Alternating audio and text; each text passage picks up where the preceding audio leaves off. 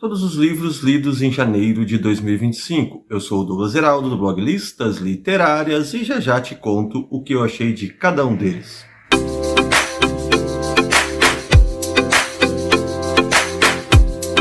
Olá, leitores e leitoras, eu sou o Douglas Zeraldo do blog Listas Literárias. Sim, vocês já sabem, aquele blog com as listas mais criativas e originais da internet brasileira. E esse é o meu canal no YouTube, onde eu compartilho e amplio as discussões literárias. E com certeza vai valer o seu like, o seu joinha e a sua inscrição aqui no canal, porque hoje vou estar compartilhando os livros lidos durante o mês de janeiro.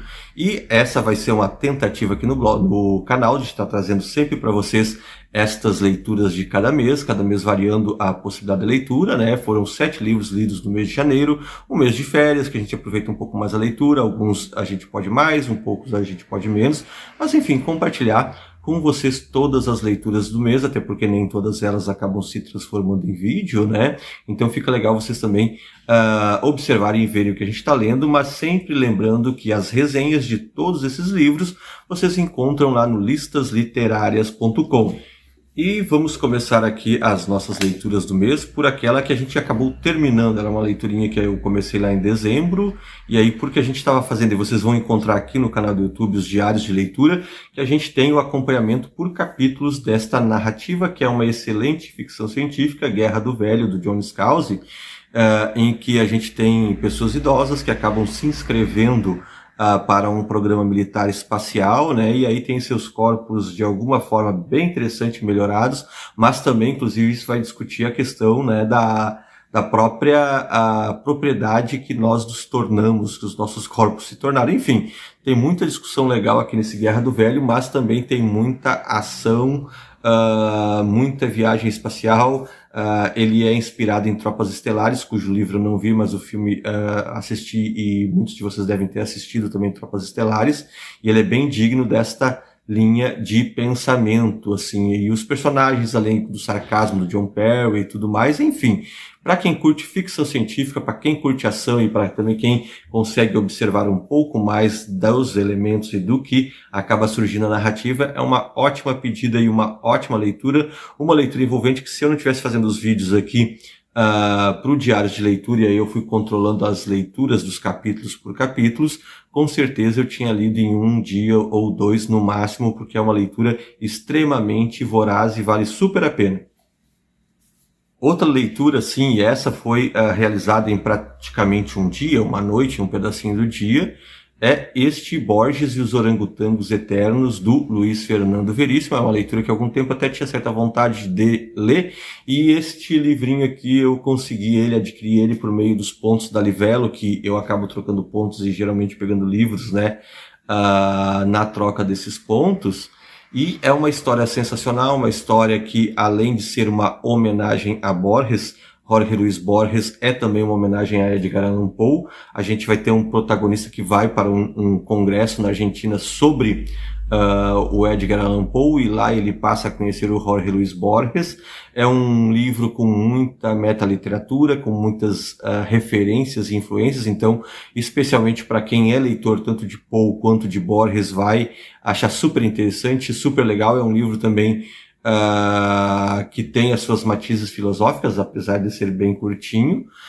É um livro para quem curte uma investigação, não tanta investigação, mas os círculos e as teias que vão sendo tecidas e tramadas durante a narrativa, e assim é uma obra que a gente acaba se divertindo bastante.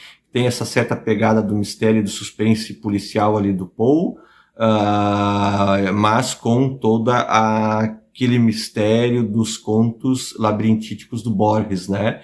Então é uma grande homenagem. Inclusive este livro ele integra, que eu não conhecia, integra uma coleção que é Morra Antes de Ler, que é sobre autores e suspense e mistério, que vale bastante a pena. Eu estava olhando alguns títulos que pertencem à coleção e são bem legais mesmo, assim, que é sempre algum escritor escrevendo sobre outro autor.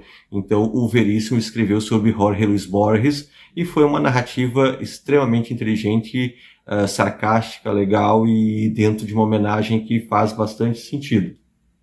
E outro livro é este daqui, O Fausto, do Del Candeias, que é uma obra que eu tinha comprado aí uma coisa de um ano e alguma coisinha, estava aguardando a minha leitura. Vocês sabem, eu tenho pesquisado bastante a questão da natureza fáustica e de exemplos fáusticos na nossa literatura, para mim desenvolver na minha pesquisa de doutorado. Inclusive, se vocês tiverem aí algumas sugestões de Faustos contemporâneos, coisa de 9, 10 anos, aí de publicação, nos contem nos comentários, deixem a dica aí de leitura que eu vou procurar estar lendo também estas narrativas. E este do Del Candeias, ele é uma adaptação, né? Sou um pouco estranho porque como é uma adaptação para o infanto-juvenil, que é a proposta do livro, mas tem uma linguagem que se afasta do infanto-juvenil, e também ele traz o Fausto do Goethe para a prosa, e isso cria algumas questões mais estranhas, assim, na questão da referência. Ele acaba também interagindo, e aí é bastante válido no sentido da intertextualidade, do jogo dialógico e tudo mais, mas às vezes pode causar um estranhamento, porque esta adaptação desse Fausto aqui, além de algumas passagens retiradas, ele fica bastante preso na taverna de Auerbach, e mais do que tudo ainda também o Del Candeias faz relações com outros autores inesperados, como é o caso do próprio Edgar Allan Poe. Perde um pouquinho a ideia original do próprio Fausto, e ao mesmo tempo que mantém alguma coisa, né, mesmo sendo uma adaptação. Ele também faz entrecruzamentos com outros personagens de Goethe aqui nessa obra. Mas enfim, se você curte e tem interesse nas jornadas fáusticas, é uma interessante leitura que, embora ser destinada ao público infanto-juvenil, talvez esse público tenha uma certa dificuldade na leitura, porque mesmo sendo uma adaptação, né, é uma obra que ela tá mais para uma pegada, não vou dizer adulta, porque também não tenho idade para ler, né? Eu gosto de ler várias obras que são consideradas infanto-juvenis, enfim, mas ele tem alguma coisa que gera assim um certo distanciamento talvez para esse público, ao mesmo tempo que às vezes tem dificuldade de alcançar aquele público já leitor de Fausto, assim, porque algumas inovações talvez soem estranhas. Mas enfim, é uma ótima dica de leitura ali também para você aproveitar, ou para você fazer essa porta de entrada ao universo fáustico a partir dessa obra do Del Candeias. Falando em diabo, né, vamos falar deste diabito aqui, Um Diabo de uma Perna Só, do Pedro Cirna, que é um livrinho bem curto, né, ele fica entre o conto e a novela. Eu diria até que é um conto um pouco mais alongado, também dessas leituras que a gente faz rápido aí, coisa de um dia, né, e ele vai se basear no folclore nacional, ele vai pegar o folclore nacional e vai constituir com o seu olhar, e aqui levado para o mistério, suspense e o terror. A gente vai ter a narrativa de uma menina sequestrada em meio a uma floresta e junto com seus sequestradores, e a partir disso coisas estranhas vão acontecer nessa mata. É uma narrativa que traz bastante ação, né? Alguma reflexão também, porque as personagens têm os seus passados, que geralmente vão sendo trazidos em flashbacks, e pela rapidez da trama e pelo ritmo, pela aceleração, tudo dá ainda assim para pegar alguns elementos das construções de seus personagens. É uma boa leitura, uma leitura bem escrita, um bom trabalho, né? É um desses trabalhos de pequenas editoras e que eu sempre tento ler, né? Não tem dado tempo de ler tudo. Eu tenho bastante livro aqui na minha estante de autores independentes ou autores de pequenas casas editoriais, e que não são parcerias regulares, e que a gente demora um pouco para ler. O do Pedro também eu acabei demorando um pouco, mas foi uma grata e uma ótima surpresa, e vale a dica aí para quem quer pegar uma literatura de suspense e certo horror nacional com os elementos do nosso folclore. O Diabo de uma Perna Só vale bem a pena. Olha lá a resenha no listasliterárias.com, vocês verão que a gente gostou bastante dessa leitura. Das leituras mais longas aí do mês de janeiro, e uma ótima leitura, né, que é o Americanada, Chimamanda Ngozi Adichie. A Companhia das Letras fez essa edição comemorativa dos 10 anos da primeira publicação de uma obra que fez estrondoso sucesso em todo mundo, e ela fez esse estrondoso sucesso por vários predicados, várias coisas interessantes nessa narrativa, que nós vamos encontrar a questão da própria imigração, a questão do negro não americano nos Estados Unidos, né, porque a Ifemelo, que é a protagonista, ela não tinha ela não se via enquanto negra, porque ela era uma moradora da Nigéria, e lá não era uma questão, e aí ao chegar aos Estados Unidos isso se torna uma questão, e aí a partir disso ela vai olhando com muita, não só sensibilidade, mas com muita crueza também as relações étnicas nos Estados Unidos. E a gente sabe o quão complicado isto é lá, e como todo mundo, o Brasil não é diferente também, mas lá tem muitas peculiaridades e ela vai trazendo nessa narrativa, né? Talvez aqui ela é uma obra que mantém uma relação muito próxima e de admiração ao Obama, que não deixa de ser um pouco contraditório, porque ele acabou também sendo alguém que deportou bastante imigrantes. Ela, diferente do seu namorado, ela tinha uma condição legal nos Estados Unidos, então talvez por isso não essa percepção da personagem, mas não que tenha sido fácil, né? A questão das desigualdades, das discriminações vão saltando às vistas, ao mesmo tempo que ela vai lidando com as suas próprias complexidades e depois com o seu desejo de voltar à Nigéria, né, que inclusive é o termo que dá título ao romance, que acaba caracterizando esses migrantes e imigrantes que vão para outros países e que acabam voltando para o seu país, no caso dela e também do seu namorado de tempo de faculdade, Robbins, né? Ele acabou tendo que ir para a Inglaterra com uma experiência totalmente diversa da dela de imigração. Então é uma ótima narrativa dessas para a gente mesmo exercer o nosso letramento racial e observar as distâncias que são criadas entre nós, assim. Então é uma narrativa muito interessante. Além disso, mostra também um pouco de algumas questões e aspectos sociais da Nigéria, que inclusive a gente pode trazer para paralelos e conexões com alguns problemas que a gente encontra no Brasil. Então é uma ótima leitura, realmente daquelas leituras impactantes da nossa literatura mundial e dessas obras que se constituem como relevância canônica que precisamos ler em algum momento ou outro. Espaço aí para não ficção na nossa leitura do mês também. Este aqui é uma obra que eu queria ler há algum tempinho, né? E agora aproveitei as férias para ler com mais calma e atenção, que é Imagens da Branquitude, da Lilia Moritz Schwartz, e é um excelente trabalho que vai analisando a partir das imagens, né, da constituição das imagens que vão formando e formatando essa nossa nação que a gente chama de Brasil, a questão do racismo, da desigualdade social, né? E aí tudo isso a partir de um pacto silencioso, não nomeado, não declarado, que é o Pacto da Branquitude, que se coloca, de certa forma, enquanto modelo, e por ser modelo não se racializa, e aí acaba não se analisando e não fazendo esta postura, inclusive, de autoconsciência, digamos assim.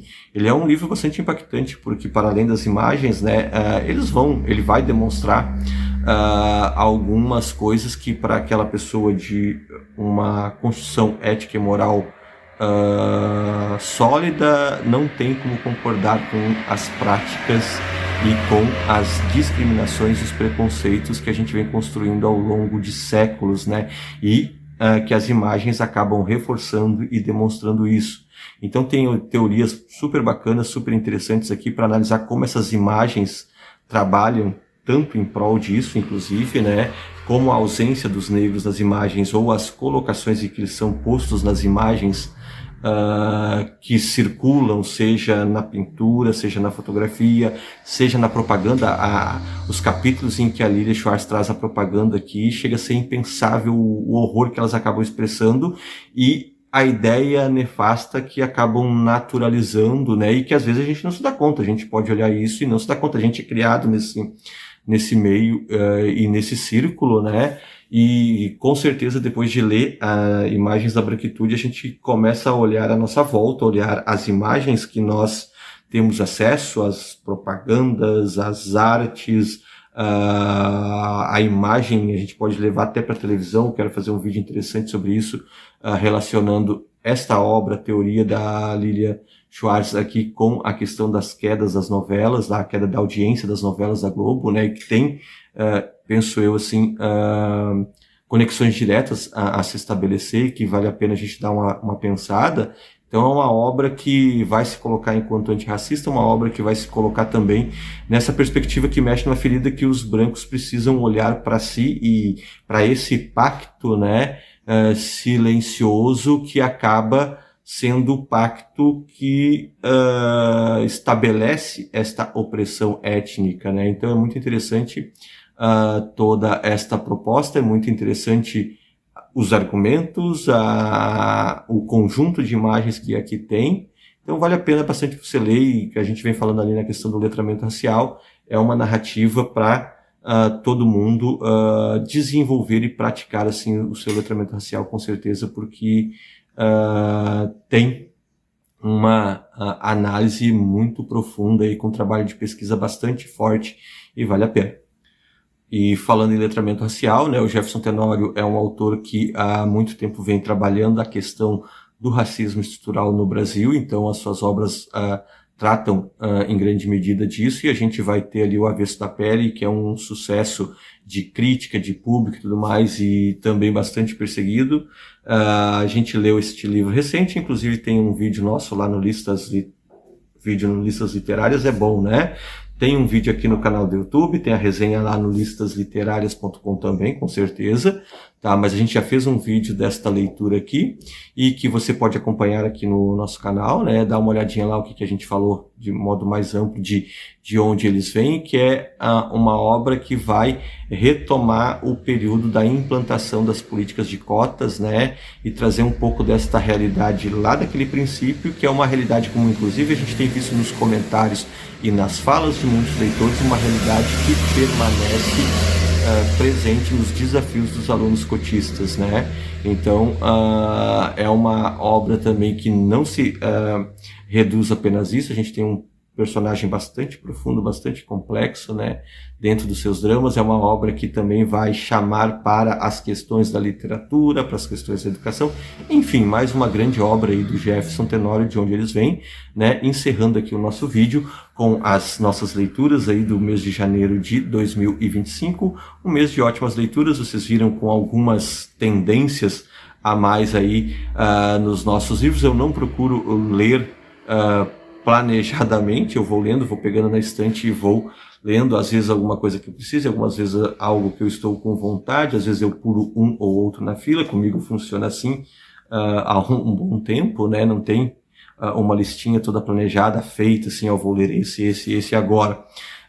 E aqui ficou o conjunto das nossas leituras de janeiro, e que ficou um conjunto bastante dinâmico, bastante diversificado, e acho isso também bastante legal dentro desse processo. Você pode comentar aqui no vídeo se você já leu uma dessas obras, se você gostou delas, o que você achou, se você discorda de algumas das nossas opiniões acerca de alguma destas publicações. Também você pode dizer se tem interesse em ler algum destes livros. Aqui uma boa dica, inclusive, para você ler obras em 2025, você está procurando narrativas para leitura em 2025, neste vídeo aqui a gente tem 7 ótimas alternativas para sua leitura, algumas delas para você ler em um dia e outras para você ler aí com um bocadinho mais de calma. Até a próxima, um grande abraço!